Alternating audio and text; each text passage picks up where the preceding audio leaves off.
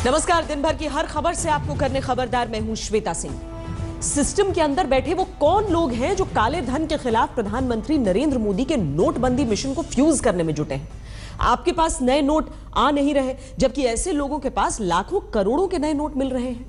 आज खबरदार में आगे हम नोटबंदी से जुड़े इस सबसे गंभीर सवाल का विश्लेषण करेंगे, क्योंकि दिल्ली से लेकर चेन्नई तक, गुजरात से लेकर गोवा तक देश के कई राज्यों में कुछ लोगों के पास लाखों और करोड़ों रुपए के नए नोट और यहां तक कि फर्जी बैंक अकाउंट भी मिल रहे हैं। इसके अलावा हम आपको उन प्लास्टिक नोट के बारे में भी बताएंगे जिन्हें सरकार छापने की तैयारी कर रही है। लेकिन सबसे पहले सवाल देश की संसद के लिए, जहां 17 दिन हो चुके हैं लेकिन हंगामा, शोर, राजनीतिक बयानबाजी के अलावा कोई काम नहीं हो रहा है। संसद का पूरा सत्र बर्बाद हो गया है। सवाल यह है कि जब संसद चलाने में किसी को दिलचस्पी ही नहीं है तो संसद का सत्र पहले ही क्यों नहीं खत्म कर देते? नेता जनता का पैसा क्यों बर्बाद कर रहे हैं? संसद का मतलब क्या हंगामा मचाना ही हो गया है? क्योंकि एक दो नहीं, पिछले 17 दिन से यही चल रहा है। जब संसद में यही सब करना है तो जनता का पैसा क्यों बर्बाद किया जा रहा है? जब यही सब करना है तो संसद के सत्र को चलाने का भी क्या मतलब है? पिछले 17 दिन में लोकसभा के अंदर सिर्फ 16% काम हुआ है और राज्यसभा के अंदर इस सत्र में अब तक 19% काम हुआ। लोकसभा में जनता के जुड़े सवालों का प्रश्नकाल सिर्फ 34% ही चला, जबकि राज्यसभा में तो 1% भी प्रश्नकाल नहीं चल सका है। 16 दिन से जिद पर अड़ा विपक्ष आज 17वें दिन नोटबंदी पर बिना नियम के बहस को तैयार हुआ तो राष्ट्रपति की संसद चलाने की अपील को आधार बनाकर सरकार अड़ गई कि विपक्ष ने जो 16 दिन बर्बाद किए हैं उस पर पहले माफी मांगी। शीतकालीन सत्र के 22 में से 17 दिन नोटबंदी पर हंगामे के चलते स्वाहा हो चुके हैं। सरकार अब तक ये आरोप लगाती रही कि विपक्ष के अड़ियल रुख के चलते ही सदन नहीं चल पा रहा है। लेकिन अब जब शीतकालीन सत्र के इस भाग के सिर्फ 3 दिन ही बाकी हैं, तो विपक्ष ने अपने तेवर नरम किए हैं, लेकिन सरकार का रुख ये संकेत दे रहा है कि अब इस मुद्दे पर इस सत्र में बहस मुमकिन नहीं लग रही। सब बस यही कहते हैं कि वो संसद में बहस के लिए तैयार है, लेकिन बहस कोई नहीं कर रहा और न ही बहस के आसार भी आगे दिख रहे हैं। मौका पाकर राहुल गांधी ने भी कह दिया कि वो संसद में बोलेंगे तो भूकंप आ जाएगा। पूरा का पूरा मैं अंदर बोलूंगा, मोदी जी बैठ नहीं पाएंगे। और ये जो पूरा का पूरा नरेंद्र मोदी जी ने अकेले हिंदुस्तान का सबसे बड़ा स्कैम किया है, उसके बारे में बताना चाहता हूं और इसके पीछे क्या है ये भी बताना चाहता हूं, और मुझे रोका जा रहा है। So basically you are saying you are going to prove in the parliament 100%. If they allow me to speak in parliament, you will see what an earthquake is going to come. क्या वजह है? नोटबंदी पर कई दिनों तक संसद न चलने देने के बाद आज राहुल गांधी लोकसभा में बोलना चाहते थे। इसके लिए वो पूरी तैयारी करके भी आए, लेकिन सत्ता पक्ष ने पलटवार करते हुए सदन चलने नहीं दिया, जिस वजह से राहुल हाउस में बोल ना सके। लेकिन उन्होंने बाहर आकर एक के बाद एक प्रधानमंत्री नरेंद्र मोदी पर कड़े हमले किए और कहा कि अगर वो अंदर बोलते तो भूकंप आ जाता। अच्छा है कि अब संसद में बहस ही न हो, कम से कम भूकंप आने का खतरा तो नहीं होगा। राहुल गांधी के राजनीतिक विरोधी उनके भूकंप वाले बयान का मजाक उड़ाने का मौका कैसे छोड़ देते? श्रीमान राहुल गांधी जी अपने लीडरशिप से अपनी पार्टी के लिए तो भूकंप ला नहीं सके, हर जगह हार गए। अब बोल करके वो कौन सा भूकंप लाएंगे? मैं उनकी पीड़ा समझता हूँ, ये उनकी खींच बोल रही है। कारण क्या, बहुमत ज्यादा बीजेपी के साथ है, इसलिए वो चाहते हैं मेरे ख्याल से, और वो नॉर्मली एब्सेंट होता है ज्यादा समय, इसलिए वो उन्होंने ऐसा सोचा होगा भूकंप हो गया तो कुछ मैं नहीं चाहता हूँ, भूकंप नहीं होना चाहिए। उनके आने से कितना भूकंप होता है उसका सबसे बड़ा प्रमाण है कि भूकंप कांग्रेस में ज्यादा होता है, बाहर तो कोई दिखाई नहीं देता। संसद के अंदर देश और देश की जनता से जुड़े बड़े मुद्दों पर बहस होती है, लेकिन अब हालात यह है कि बहस बाहर होती है, संसद के अंदर सिर्फ हंगामा। इससे नेताओं का नुकसान हो या न हो, संसद की प्रतिष्ठा और गरिमा को जरूर नुकसान पहुंचता है। खबरदार में अब हम बात डिजिटल पेमेंट और कैशलेस सोसाइटी के विचार की करेंगे, जिसको बढ़ावा देने के लिए कल ही सरकार ने 11 डिस्काउंट ऑफर का ऐलान किया है।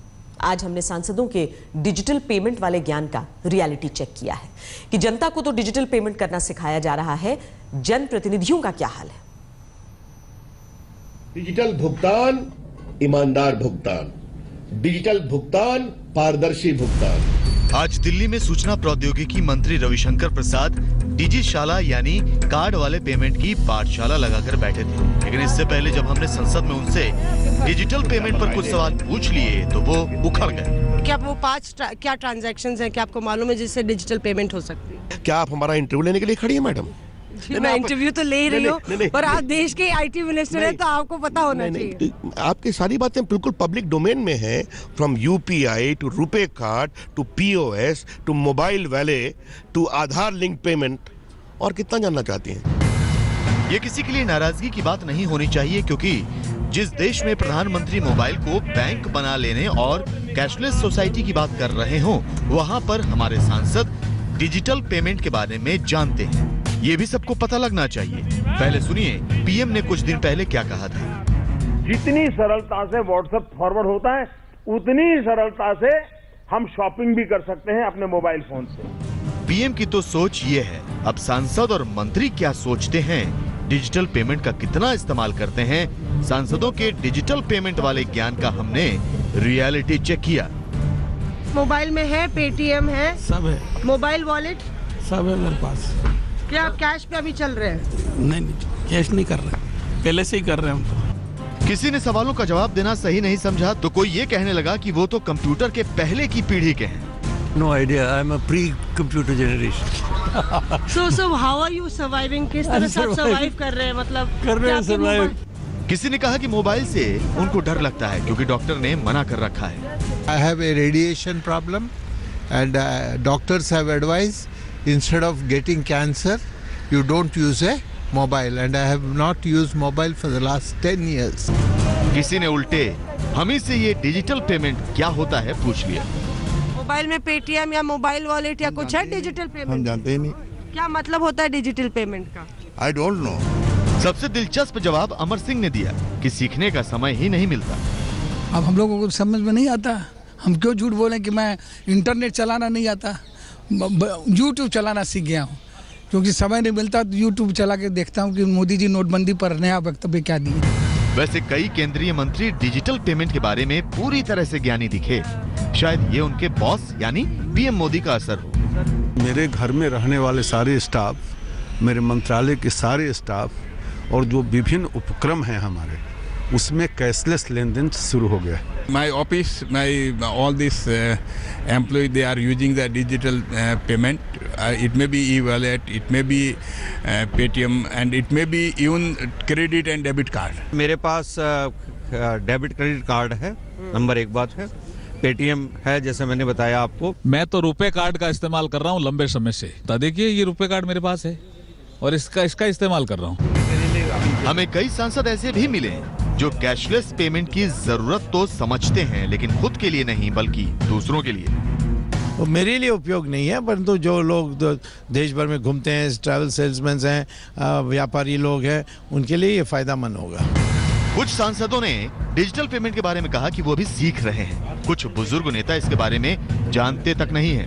क्या आप UPI, USSD, ये जो 5 तरीके हैं, ई-वॉलेट, इनमें से कुछ आप रखे हुए हैं या कुछ जानते हैं? अभी रखे नहीं, लेकिन रखेंगे। जो नए तरीकों का इस्तेमाल है उसको अभी आप इस्तेमाल नहीं किए, करेंगे, सीख रहे हैं। देखिए हमें ये जानकारी पूरी है, हम सदन के सदस्य हैं, हम पढ़े लिखे लोग हैं, लेकिन अब तक इस्तेमाल नहीं कर रहे। हम इस्तेमाल नहीं किया है। सरकार कैशलेस, पेपरलेस, डिजिटल लेन देन पर फोकस कर रही है। डिजिटल पेमेंट और डिजी धन की बातें हो रही हैं, डिजिशालाएं लगाई जा रही हैं, लेकिन जनता के साथ साथ जनप्रतिनिधियों को भी थोड़ा सा ज्ञान सरकार को देना चाहिए, क्योंकि नेतागिरी से मोहब्बत का मतलब ये नहीं कि डिजिटल जमाने से दुश्मनी रखी जाए। प्रधानमंत्री नरेंद्र मोदी ने जो तरीके डिजिटल पेमेंट के बताए हैं, जिसमें डेबिट कार्ड, क्रेडिट कार्ड तो पहले से ही चल रहा था, इसके अलावा UPI, USSD और ई-वॉलेट, साथ ही आधार कार्ड के जरिए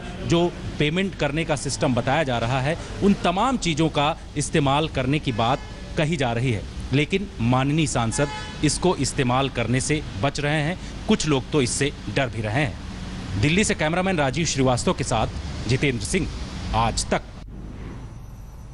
आज सुप्रीम कोर्ट ने नोटबंदी और कैश की किल्लत पर सरकार से 9 सवाल किए हैं। सरकार ने भरोसा दिलाया है कि 10 से 15 दिन में कैश की किल्लत जो है वो खत्म हो जाएगी। चोर खाए थाली में, जनता को दे प्याली में। यहाँ चोर का मतलब काला धन रखने वालों से है, थाली का मतलब नए नोटों की गड्डियों से है, जनता का मतलब ईमानदार लोगों से है और प्याली का मतलब 2000 रुपए के उस इकलौते नोट से है जो घंटों लाइन में लगने के बाद एटीएम से निकलता है, वो भी तब जब किस्मत अच्छी हो।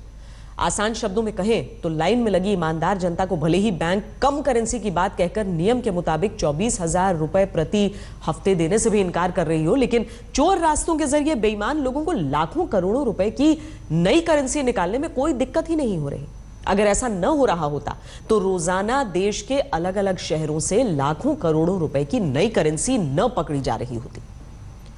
होना तो यह चाहिए था कि नोटबंदी के बाद काले धन के रूप में पुराने नोटों की खेप पकड़ी जाती, लेकिन हो यह रहा है कि पुराने नोट कम, नए नोटों के जखीरे ज्यादा पकड़े जा रहे हैं।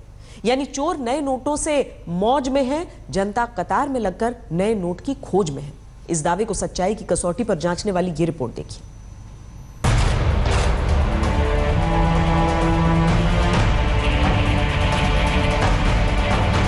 धंधेबाजी करता है सीधे। 30 दिन में नहीं हुआ, अब 50 दिन में क्या हो जाएगा, और कुछ नहीं होने वाला। कम से कम 2-2.5 महीने तो लग जाएंगे। कैश नहीं है, बस ये दिक्कत है। कैश मिल जाए तो कोई दिक्कत नहीं है। ये आम लोग हैं जो बैंकों और एटीएम की लाइनों में लगे लगे बौरा रहे हैं। कहते हैं कि बैंक नए नोट नहीं दे रहे, लेकिन इनकी बातों में मत आइएगा, ये सच नहीं हो सकता, क्योंकि अगर इनकी बातों में रत्ती भर भी सच्चाई होती तो देश भर में नए नोटों की खेप पर खेप कैसे पकड़ी जा रही होती। आयकर विभाग ने चेन्नई के 8 जगहों पर रेड डाली, जिसमें 90 करोड़ रुपए कैश और 100 किलो सोना जब्त हुआ। जरा ध्यान से देखिए, जब्त किए गए 90 करोड़ रुपए कैश में से 10 करोड़ नई करेंसी के हैं। ये कैश ज्वेलर्स के ठिकानों से जब्त किए गए हैं।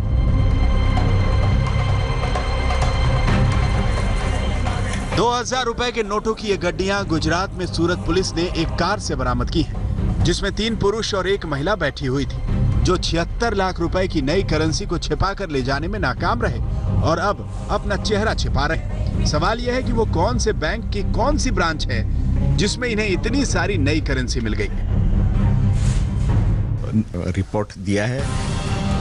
मुंबई क्राइम ब्रांच ने एक इनोवा कार में 4 लोगों को पकड़ा। कार की तलाशी ली गई तो 85 लाख रुपए के नोट मिले, जिसमें से 72 लाख रुपए नई करेंसी में है। ये करेंसी कैसे हासिल की गई, इसकी जांच चल रही है। मध्य प्रदेश के होशंगाबाद में पुलिस ने चेकिंग के दौरान एक कार रोकी, जिस पर एंटी करप्शन सोसाइटी का स्टिकर लगा हुआ था। गाड़ी की तलाशी ली गई तो इसमें से 43 लाख रुपए के नए नोट बरामद हुए। यहाँ उन्हीं नोटों की प्रदर्शनी लगी है। नए नोटों की इस खेप में 2000 और 500 रुपए के नए नोट हैं। इन नोटों के साथ 3 युवक पकड़े गए, जिसमें एक टीवी कलाकार भी है। ये 43 के समथिंग पैसा था और पूरा इटारसी से होशंगाबाद में हमारे मामा जी रहते हैं।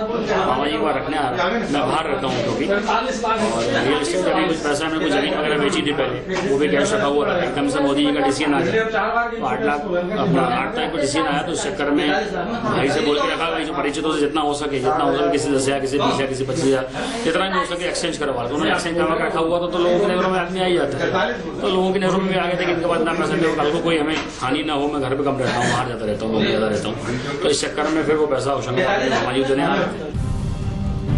मध्य प्रदेश के जबलपुर में पुलिस ने 19,23,000 रुपए नई करेंसी के पकड़े। पुलिस ने मुखबिर के जरिए नोट बदलवाने का ऑफर देकर नितिन को बुलाया और फिर उसे गिरफ्तार कर लिया। उसके पास से जो नोट मिले हैं उसमें 2000 और 500 के नए नोटों के अलावा 100 रुपए के 300 नोट हैं।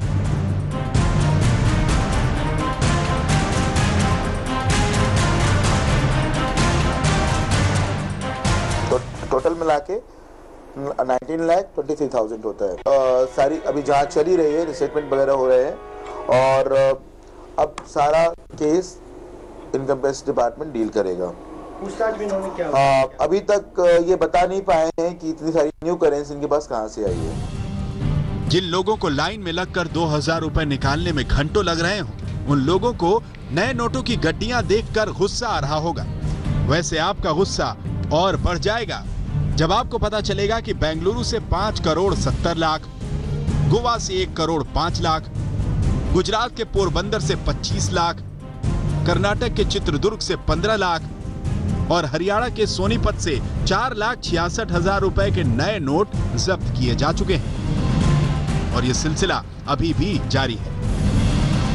बैंकों के बाहर भले ही नो कैश का बोर्ड लगा हो, एटीएम में नोट नहीं है कि पर्चियां चिपकी हो, लेकिन जिस तरह से नए नोटों की खेप पकड़ी जा रही है, उससे मन में तो ये सवाल उठता ही है कि जब चोर खाएं थाली में तो जनता को क्यों मिले प्याली में। आज तक ब्यूरो।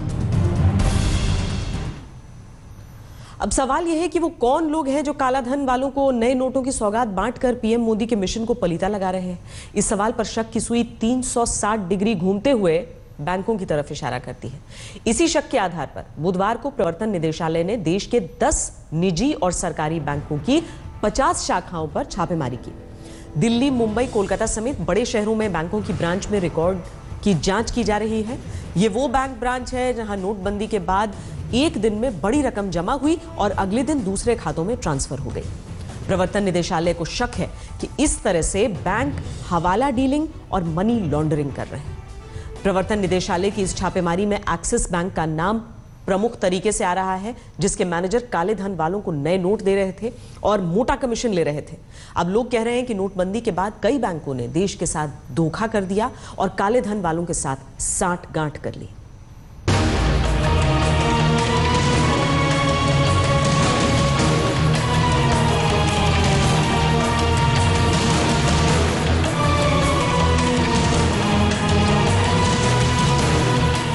नोटबंदी का 1 महीना गुजर गया। जनता अभी भी 2000 की एक पत्ती पाने के लिए एटीएम की कतार में नतमस्तक है। लेकिन वो कौन है जो काले धन वालों के आगे नतमस्तक होकर पीएम मोदी के मिशन को पलीता लगा रहे हैं? सवाल बेहद गंभीर है और जवाब बेहद संगीन। ये दिल्ली में चांदनी चौक की एक्सिस बैंक ब्रांच है, जो काले धन वालों के खिलाफ पीएम मोदी की राह का रोड़ा बना हुआ है। एक्सिस बैंक के चांदनी चौक ब्रांच में नोटबंदी के बाद 450 करोड़ रुपए का काला धन जमा होने का खुलासा हुआ। जांच के दौरान 15 फर्जी बैंक अकाउंट्स का पता चला, जिसमें नोटबंदी के बाद 70 करोड़ रुपए जमा किए गए। 5 दिसंबर को प्रवर्तन निदेशालय ने एक्सिस बैंक के 2 मैनेजरों को अरेस्ट किया, जो सोने की ईंट और मोटा कमीशन लेकर ब्लैक मनी को वाइट कर रहे थे। आज आयकर विभाग की टीम ने एक्सिस बैंक की चांदनी चौक ब्रांच पर रेड डाली। पुरानी दिल्ली के चांदनी चौक में ये एक्सिस बैंक की ब्रांच है, जहां पर इनकम टैक्स डिपार्टमेंट ने सुबह छापा डाला था और काफी देर तक छापे की कार्रवाई चलती रही। और इस छापे की कार्रवाई में पता चला कि यहाँ पर जो कई फर्जी अकाउंट खोले गए, उनमें करीब 450 करोड़ रुपए नोटबंदी के बाद जमा किए गए और करीब 15 अकाउंट में ही 70 करोड़ से ज्यादा अमाउंट था। और वो अमाउंट यहाँ पर किसने जमा किया, उसके बारे में जाँच चल रही है। ऐसा कई और दूसरी ब्रांचेस से शिकायत आई थी। लगातार IT डिपार्टमेंट की रेड्स भी हुई और एक्सिस बैंक शाखाएं जो है खासकर निशाने पर है, क्योंकि उनके मैनेजर अभी ED ने गिरफ्तार भी किए थे IT डिपार्टमेंट के साथ मिलकर के। तो ये वो बैंक है जहां रेड हुई थी। हालांकि आप अधिकारी यहां से जा चुके हैं, लेकिन यहां से तमाम दस्तावेज, यहां से कंप्यूटर की लिस्ट और डिटेल और रिकॉर्ड मिले गए हैं, जिससे कि साफ हो सके कि आखिरकार ये घोटाला, ये ब्लैक मनी को व्हाइट में बदलने का ये जो घोटाला है वो कितना बड़ा है और इसमें कौन कौन लोग शामिल है। एक्सिस बैंक की चांदनी चौक ब्रांच में काले धन का खेल पकड़ में आ गया। न जाने और कितने बैंक होंगे जो काले धन वालों के आगे नतमस्तक होकर मोदी के मिशन को पलीता लगा रहे होंगे। मुंबई में लोगों का आरोप है कि दादर का एक कोऑपरेटिव बैंक गरीबों के अकाउंट खोलकर काले धन को सफेद कर रहा है। लोगों की माने तो एक शख्स ने उनसे ये कहकर खाता खुलवाया कि उसको क्रेडिट कार्ड मिलेगा। सभी को बैंक से पासबुक और चेकबुक भी दी गई। साथ ही साथ सभी चेकबुक पर सिग्नेचर भी करवा लिए गए, जिसके बाद से ही इन्हें खाते में रुपए जमा होने और निकलने की जानकारी SMS से मिल रही है। उन लोगों ने किसी और से काम करवा रहे थे ना, मैं आपको बता ना, मैं रिक्शा चला रहा था। तो जो पैसेंजर बैठे थे वो मेरे जान पहचान के थे, ज़्यादा क्लोज नहीं, बाकी मैं उनको जानता हूँ। तो उनके साथ वो वक्त में चले गया रिक्शा खड़ी करके, उधर जाके जानकारी किया, देखा उन लोगों ने अकाउंट भी खुलाए। मैंने भी मेरा डॉक्यूमेंट दिया उधर पे और खुला है अकाउंट। तो उसके बाद ये अकाउंट की जब लोचा चालू हो गया। कॉलेज के स्टूडेंट्स हैं, इनके अकाउंट्स कोई और दूसरे बैंक में नहीं है, इनको इस चीज़ की नॉलेज नहीं है और काफ़ी इसमें बच्चे हैं जिनको तो पढ़े लिखे भी नहीं, जो रिक्शा चालक के और कुछ हैंडीकैप से, इनको इस तरीके के लोगों को ले जाके अकाउंट एक ही दिन में 15 अकाउंट खुलवा दिया और 4 दिन के बाद उनके अकाउंट में कभी 60,000 आ रहे, 20,000 जा रहे, 16,000 जा रहे, फिर 50,000 आ रहे। इस बैंक में इस बैंक की जो ब्रांच है शामराव विठलराव बैंक में के कुछ एम्प्लॉइज लोगों के साथ में फ्रॉड कर रहे हैं। पीएम मोदी ने नोटबंदी करते हुए देश को भरोसा दिलाया था कि इससे काले धन वालों के बुरे दिन आ जाएंगे। मोदी के मिशन को पलीता लगाने वालों पर लगाम लगानी ही होगी, क्योंकि जब जब फ्रॉड करते बैंक और असली नोटों की गड्डियां जब्त होती हैं, तब तब देश का भरोसा ढीला पड़ने लगता है। मुंबई से एजाज खान के साथ शिवेंद्र श्रीवास्तव, दिल्ली, आज तक। जब बैंक ही नोटबंदी को गलत तरीके से फायदा उठाने का मौका मान लेंगे तो नोटबंदी का लक्ष्य मिलना नामुमकिन हो जाएगा। जब देश की आम जनता नोटबंदी के फैसले को सिर माथे पर लेकर परेशानियां झेलने के लिए तैयार है, तब उनके साथ बैंकों का यह धोखा बर्दाश्त करने की हद से बाहर है। उम्मीद है कि सरकार, जांच एजेंसियां दोषी बैंकों के खिलाफ ऐसी कार्रवाई करेंगी कि बाकी बैंक ऐसा करने के बारे में सोच भी नहीं पाए। नोटबंदी के दौर में सरकार रोजाना नए नए ऐलान कर रही है। आज भी एक बड़ा ऐलान हुआ है। आज संसद में वित्त राज्य मंत्री अर्जुन राम मेघवाल ने बताया कि सरकार ने प्लास्टिक करेंसी छापने की तैयारी शुरू कर दी है। इसके लिए जरूरी कच्चे माल की खरीदारी भी शुरू हो चुकी है। रिजर्व बैंक ने प्लास्टिक करेंसी नोट के ट्रायल लॉन्च की योजना बना ली है। शुरुआत में 10 रुपए वाले 1 अरब प्लास्टिक नोट छापे जाएंगे। इन नोटों को ट्रायल के तौर पर कोच्चि, मैसूरू, जयपुर, शिमला और भुवनेश्वर में चलाया जाएगा। इसके बाद चरणबद्ध तरीके से पूरे देश में प्लास्टिक करेंसी नोट चलाए जाएंगे। प्लास्टिक नोटों की नकल करना मुश्किल होता है। प्लास्टिक नोटों की औसत उम्र 5 साल होती है, जो कागज के नोटों से दोगुनी है। वैसे आपको बता दें कि भारत में भले ही अभी प्लास्टिक नोट चलने की योजना बनाई जा रही है, लेकिन 1996 में ऑस्ट्रेलिया प्लास्टिक करेंसी नोट चलाने वाला पहला देश बना था। साल 1996 में ही ब्रुनेई ने 1, 5 और 10 के नोट जारी किए। 2007 में ब्रुनेई पूरी तरह से प्लास्टिक नोट वाला देश बन गया। पापुआ न्यू गिनी में भी 2008 से पूरी तरह प्लास्टिक नोट ही चलन में है। रोमानिया पहला यूरोपियन देश है जहां 2001 में पूरी तरह प्लास्टिक के नोट चलने लगे। न्यूजीलैंड में पहली बार 1999 में प्लास्टिक नोट छपे। अब न्यूजीलैंड में सिर्फ प्लास्टिक नोट छपते हैं। वियतनाम ने पहली बार 2003 में प्लास्टिक नोट छापे और 2006 में वियतनाम पूरी तरह प्लास्टिक नोट वाला देश बन गया। अब भारत में भी प्लास्टिक करेंसी नोटों को छापने की तैयारी है। हालांकि भारत कब पूरी तरह प्लास्टिक करेंसी वाला देश बनेगा, ये कहना थोड़ा मुश्किल है। देखिए, पर्पस 3-4 हैं जो लगातार यही है कि फेक करेंसी पे हम जहाँ भी चोट करना चाहते हैं ना, उसमें भी ये एक उपाय है।